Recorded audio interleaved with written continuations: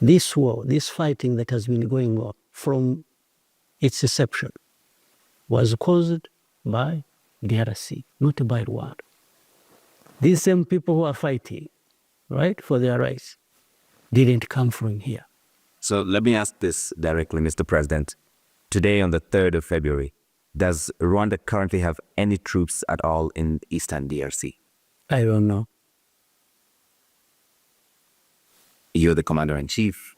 Yeah, there are many things I don't know.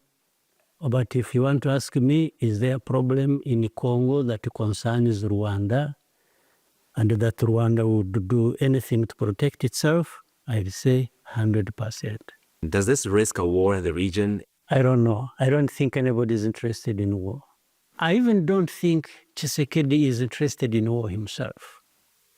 But he has been encouraged in that direction by people showing up to fight for him his wars. That Rwanda exports coltan, for instance, which does not exist here, is smuggled from DRC. No, please, I invite you. We'll show you where we mine coltan. But Does Rwanda export any other minerals that are smuggled from Eastern DRC? I don't know about that, because that in any case can't be the problem. People who are benefiting from minerals of Congo more than anybody else are South Africa, and these are the Europeans who are making noise about it. The comparison has been made that you are the Vladimir Putin of Africa, that he attacked eastern Ukraine, claiming to protect the ethnic minority while having an eye on the minerals there. I may be called anything. What can I do about it? But I am what I am. I have to be who we are. That's it. And we have to do what we have to do. I have explained enough of that. So, but we have to make sure we survive any storm that blows across our country.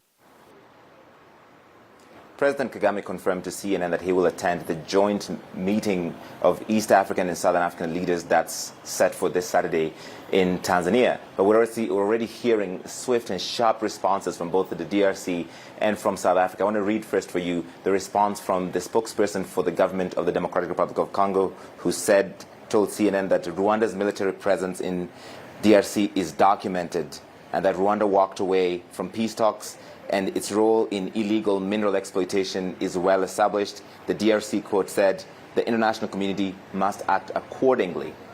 President Kagame also said that South African troops are also in Eastern DRC to secure the minerals, which the South African government has now responded to.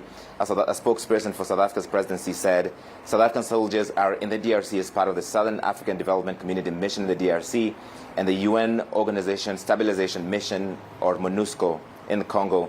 Any other suggestion is, quote, purely disingenuous and devoid of any facts. So this interview will likely lead to a war of words on both sides, as you're already seeing. President Tshisekedi's team, President Ramaphosa's team are not happy about this.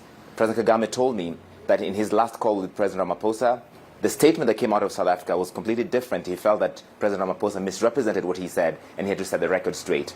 So maybe that meeting on Saturday could help unlock this deadlock. But so far, it seems that the positions are still very far apart, and there's quite some daylight between Rwanda and its neighbor in the DRC. Right, Larry Madowo, live for us there. Thank you so much.